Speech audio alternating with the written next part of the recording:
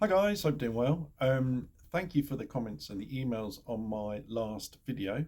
I've had quite a day today and I'm going to tell you what's happened. So, woke up this morning, first thing my other half said to me, I really fancy a good ride. So I reached over for the chocolate spread, as you do, and then she said, do you fancy going on Ernie too? I thought, oh. I said, yeah, okay, the sun was out, beautiful day. I mean, it's cold, but it's a sunny day. So even though I wasn't going to take my classic 350 out until the spring, when she says she fancies going out on the bike, I always jump at that chance. So we just went out, went to the pub, went to a garden centre. It was really lovely. On the way back, we were riding down a very small country lane. There's lots of them in Suffolk. And I was riding on the left hand side, obviously, but not too close to the edge because there's a lot of mud and leaves, wet leaves. And so I was being extra careful. Obviously, got my other half on the back. And a car came up behind us and really, really close. And I thought, well, he can't get past. There's absolutely no way he can get past, and I'm not moving onto the verge. There's absolutely no, it's not going to happen. So I carried on. I wasn't going slow. I was going 45 miles an hour. He started flashing and then hooting his horn. So I thought, well, I'm still not going to move, and just carried on. And he took it upon himself. He must have seen. Well, it turns out he thought the grass verge on the right hand side was a grass verge that he could overtake on. So that's what he attempted to do. Unfortunately for him, it was a ditch. I shouldn't laugh. Which looked like it wasn't a ditch. It had lots of sort of grass over it. So he thought it was he thought it was a grass verge. Overtook. The car went on its side. I mean, not literally on its side, but went into the ditch. I mean, the ditch was only literally probably a foot, maybe a bit more, and the car was stuck. Now, I don't know. I'd like to think if I was on my own, I would have still stopped, but I can't promise because I was livid. I was absolutely livid. And you know when you think, well, there's karma for you. But because my other half's on the back and we had our intercoms on, and she said, "Oh, you've got to stop and make sure he's okay." So I'd like to think I would have anyway. But anyway, I turned around and he was in the car trying to get it out of the ditch, but it was stuck. So I got off the bike, I went over to him, and I said exactly what I just said. I said, "That's karma for you." I said, "What?" I swore a bit. I said, "What the hell do you think you're doing?" There was no way you can overtake there. I was going 45 miles an hour, and there's plenty of places to overtake, and literally 500 yards up the road.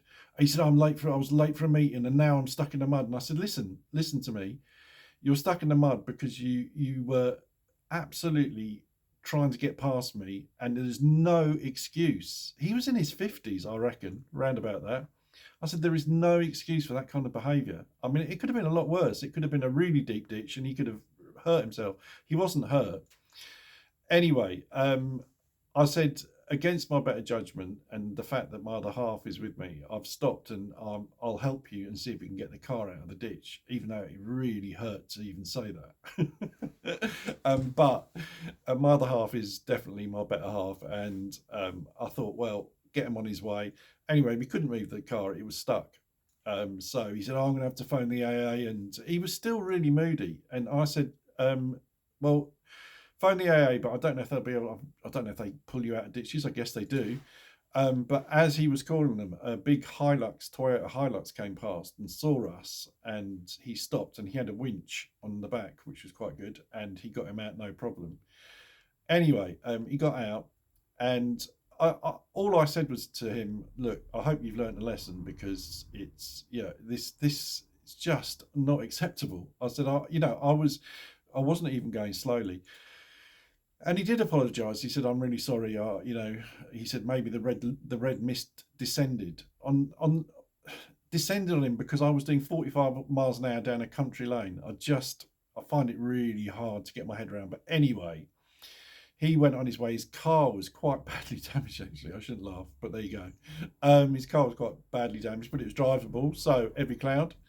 And the fact is, he missed his meeting obviously, because it took probably half an hour since the fact that he went off the road to get recovered by this guy who went past. So there you go, guys. It's just, I don't. The last time I had a road rage incident on a motorbike was actually on Ernie One, my classic 350, when I was running him in, and I had an Audi driver right up my arse. And well, I've told the story before, and it's on one of the videos. But he was really aggressive, and it ended up him stopping, and I got off the bike, and then he got back in his car and drove off.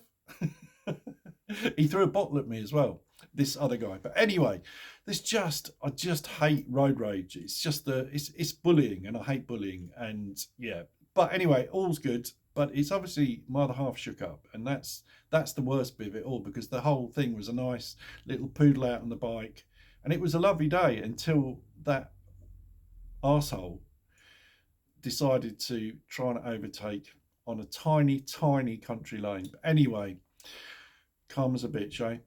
Right, let's talk about happy things. I hate talking about miserable things, but I just felt I had to share that with you. Let's talk about bikes for sale. Oh my God, have I got a bike for you? It's like I've started like a bike selling channel. I don't get any commission, but I love the fact that people have got bikes that I think are a bargain, and that you lot are interested in them. That's the thing. So one of my subscribers, Tim,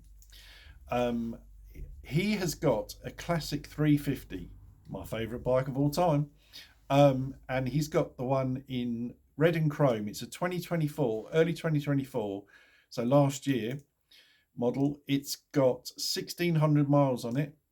It's had its first service done. It's got lots of extras. It's got the sump guard. I'm going to show you a picture in a minute. It's got the sump guard. It's got panniers, Royal Enfield panniers.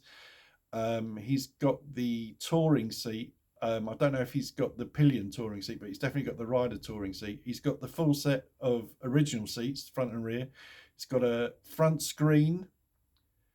And all he wants for this bike, guys, bearing in mind it's 1,600 miles, last year's bike, you'll take £2,600. Now, that to me is a really good deal. I will show you the bike.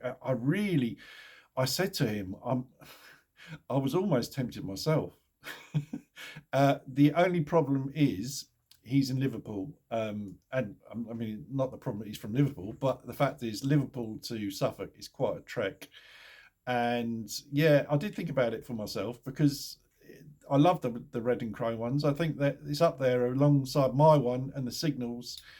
And then I think it's the red and chrome and the bronze and chrome. But anyway, let me spin the camera around and show you his beautiful bike. So there we go, guys. I really do love the red and chrome. I think they look so good. It's got the screen on it. It's got the little springs underneath the rider seat. I know they're just superficial, or they're just for show, really, aren't they? But they look really good. It's got the sump guard. He's got the pannier rails and the pannier, the two panniers. What a lovely bike. £2,600. If you're near enough to Liverpool for it to make sense, then let me know, send me an email, and I will pass you on his details. I think if you're looking for a classic 350, then, and you're near enough, then this is a really great deal. £2,600 for, well, it's early 24 model with 1,600 miles. First service has been done. And how good does that look? Yeah, as I said, I thought about it for myself, but then I kind of realised that I'm being silly. But I do love these bikes so much. Right, let me spin the camera back around. Just show you a quick little show of Ernie 2. I haven't cleaned him up yet, but I can look at this bike all day long. I really can. You might notice there's a gap in the garage, but that's for another video. No, not really. He's outside the scram, and just about to take him out. Right, guys, let me just spin the camera around. I've got something else to tell you about some bikes. So, guys, yeah, if you're interested in Tim's bike, send me an email. That's in the description below, and I will pass you on his details. It is a really lovely bike, and yeah, it's also a slight footnote here that I think is his third classic 350, so I'm not the only one. who sells them and then buys another one. And I hope, Tim, that you don't get seller's remorse, because they are such amazing bikes. And riding out today with my other half, if it hadn't been for that Wombat, then it'd have been a stunning day out. And they're so much fun. I honestly will never get rid of my classic 350. I will say that, and you can shoot me down. I'll have to close my YouTube channel down if if I sell Ernie too, because I get so much abuse. But that bike for me is perfect. So anyway, guys, slight changes. Well, not change subject, but talking about other bikes that are going to be coming up for sale. My buddy Ian from Wibsy Motorcycles. I've mentioned in a previous video that he's going to be selling his collection, his private collection of bikes. And I've already had 3 emails from people, even though I said don't email me because I don't know how much they are. 3 emails about the RD 350s asking how much they're going to be. I don't know. Ian hasn't worked it out yet. As soon as he does, I will let you know. But he's got 2 RD 350s. And yeah, they will both be available at some point for sale. So he has also got some bikes that need recommissioning, that they've oiled them up and sort of wrapped them up, and that's it. They were, I think, they're sort of bikes that you'd have in an office, sort of a bit of work of art, as opposed to a bike to ride around on. I know some people have got those sort of bikes in, you know, in office halls and stuff like that. They look really cool. He's got some of them as well. Now, he can either recommission them and bring them back up, put petrol in them, get them running and stuff, or he could sell them for either you to do that or you to have as a beautiful piece of art in your living room, which I'd love. I'd love that. I'd be single, but I'd love that. That's all for the future. He's still on holiday and he's still got to work his way through his collection. But yeah, please, no more emails. I can't give you any information about the prices of them because I don't know, because Ian hasn't worked them out yet. So as soon as he does, he's going to tell me and I'll tell you. And he'll put them up, obviously, he's got a dealership, so he'll put them for sale there. But I probably will get there quicker than him putting them up on in his dealership. So if you're interested in any of those bikes, as I said to you, I think there's a Harley Davidson fat softail that needs not, what did I call? I said reconditioned, but I think it needs just redoing. And a load of other bikes. So I will go through them when he's gone through them himself.